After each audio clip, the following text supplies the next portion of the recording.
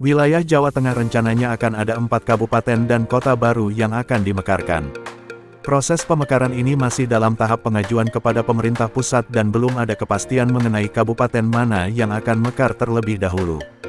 Berikut rincian rencana pemekaran tersebut.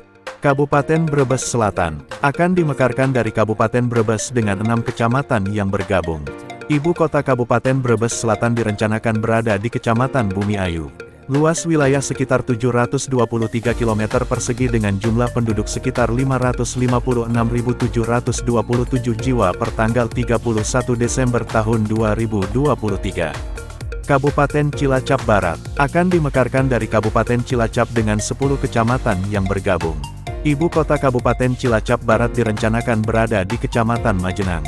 Luas wilayah sekitar 1.279 km persegi dengan jumlah penduduk sekitar 892.468 jiwa per tanggal 31 Desember tahun 2023. Kabupaten Banyumas Barat akan dimekarkan dari Kabupaten Banyumas dengan 8 kecamatan yang bergabung. Ibu kota Kabupaten Banyumas Barat direncanakan berada di Kecamatan Aji Barang. Luas wilayah sekitar 658 km persegi dengan jumlah penduduk sekitar 626.233 jiwa per tanggal 31 Desember tahun 2023. Kabupaten Purwokerto akan dimekarkan dari Kabupaten Banyumas dengan 9 kecamatan yang bergabung.